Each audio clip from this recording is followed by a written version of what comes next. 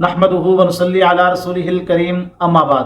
میرے دوستو، جب جنتی جنت میں چلے جائیں گے، جہنمی جہنم میں چلے جائیں گے، کچھ عرصے کے بعد جہنم کے اندر سے ایک آواز آئے گی، یا حنان یا منان، یا حنان یا منان۔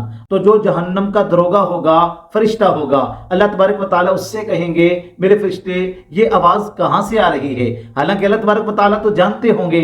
وہ کہے گا یا اللہ یہ جہنم کے اندر سے آواز آ رہی ہے، کوئی پکار رہا ہے یا حنان یا منان۔ اللہ تبارک و تعالیٰ فرمائیں گے جاؤ، جو بندہ ان الفاظ کے ساتھ مجھے پکار رہا ہے اس کو میرے پاس لے کے آؤ۔ وہ فرشتہ اس بندے کو اللہ کے پاس لے کے جائے گا۔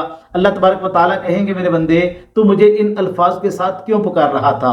وہ کہے گا یا اللہ میں گناہ گار بندہ ہوں، میں تیرا نافرمان بندہ ہوں، میں نے اتنے گناہ کیے ہیں کہ میں یہ تو حق نہیں رکھتا کہ میں آپ کو کہوں کہ مجھے جہنم سے نکال دے، لیکن یا اللہ تکلیف بڑی ہے، یا اللہ تیرا عذاب بڑا سخت ہے، میرے مالک میں آپ کے سامنے ہاتھ جوڑ کے درخواست کرتا ہوں اے اللہ مجھے جہنم کے دروازے کے پاس پہنچا دے۔ اللہ تبارک و تعالیٰ فرمائیں گے میرے فرشتوں جاؤ میرے بندے کو جہنم کی آگ سے نکال کے جہنم کے دروازے کے اوپر جا کے بٹھا دو۔ تو یہ دروازے کے پاس جا کے بیٹھ جائے گا، تھوڑی دیر کے بعد یہ پھر پکارے گا یا حنان یا منان، یا حنان یا منان۔ اللہ تبارک و تعالیٰ پھر فرشتے کو کہیں گے میرے فرشتوں اب میرے بندے کو پھر میرے پاس بلاؤ۔ ہاں میرے بندے اب کیا ہوا؟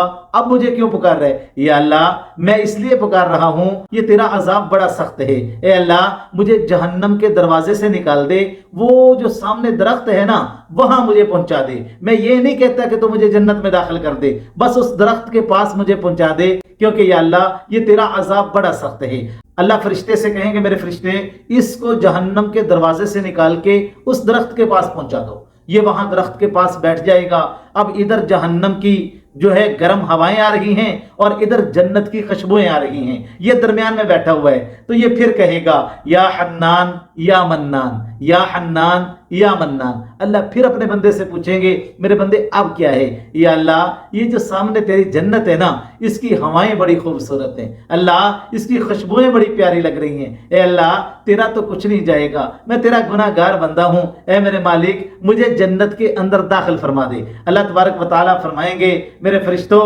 جاؤ میرے بندے کو جنت میں داخل کر دو۔ اور اللہ ایک جملہ کہیں گے میرے بندے میں تجھے اس دنیا سے 10 گنا بڑی جنت عطا فرماتا ہوں۔ یہ جنت میں جب جائے گا نا تو آگے دیکھے گا لوگوں کا رش لگا ہوا ہے، لوگ بہت زیادہ جمع ہیں اور آگے سامنے کھڑے ہوئے ہیں۔ تو یہ پھر واپس آئے گا یا اللہ وہاں تو لوگ کھڑے ہوئے ہیں، اتنے لوگ جمع ہیں۔ اللہ فرمائیں گے میرے بندے یہ جتنے لوگ جنت کے اندر کھڑے ہیں یہ سارے تیرے نوکر ہیں، یہ تیرے غلام ہیں، یہ تیری خدمت کے لیے ہم نے تجھے دیے ہیں۔ سبحان اللہ۔ میرے دوستو اب ذرا غور کیجئے کہ یہ وہ گناہ گار بندہ ہے جس کے نامہ اعمال کے اندر کوئی سجدے نہیں ہیں، کوئی نمازیں نہیں ہیں، کوئی عبادت نہیں ہے، کوئی اتنا بڑا اس کے پاس تقوی بھی نہیں ہے، بلکہ فرشتوں کے پاس جو لسٹ ہے اللہ کے نیک بندوں کی ان نیک بندوں میں اس کا نام ہی نہیں ہے، لیکن اس کا ایمان کا ایک ذرہ جو اتنا پوشیدہ اور خفیہ تھا کہ جس کو میرا اور آپ کا مالک، میرا اور آپ کا رب ہی جانتا تھا،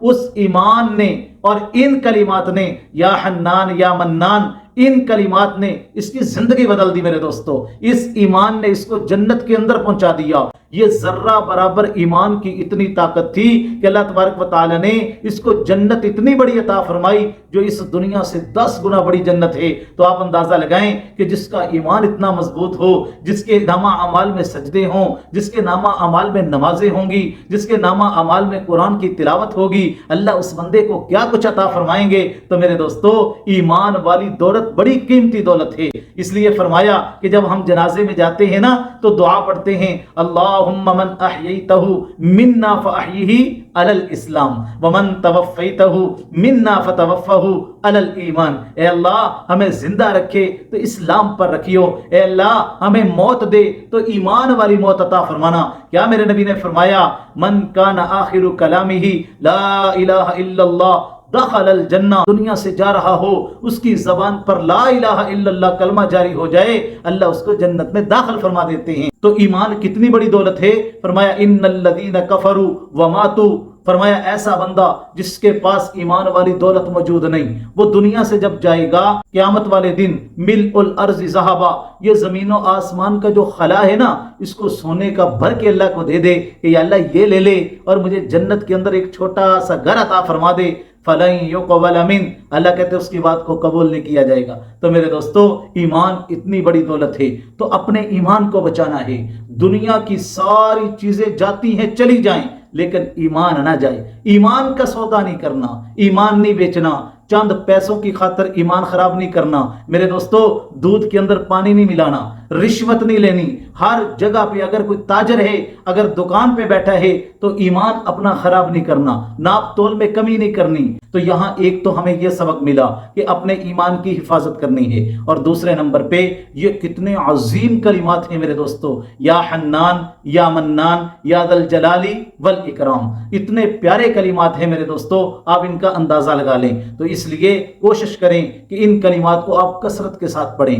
کوئی بھی آپ کو مشکل ہو، کوئی بھی پریشانی ہو، کوئی بھی پریشانی کے اندر آپ ڈوبے ہوئے ہوں، کوئی آپ کا مسئلہ حل نہ ہو رہا ہو، تو آپ صبح کو 313 مرتبہ اور عشاء کی نماز کے بعد 313 مرتبہ ان کلمات کو یقین کے ساتھ پڑھیں۔ انشاءاللہ چند دن آپ پڑھیں گے، اللہ آپ کے مسئلے حل فرما دیں گے، اللہ آپ کی مشکلیں حل فرما دیں گے، اللہ کی رحمت آپ کی طرف متوجہ ہو جائے گی۔ اللہ تبارک و تعالی ان باتوں کو سمجھنے کی توفیق عطا فرمائے۔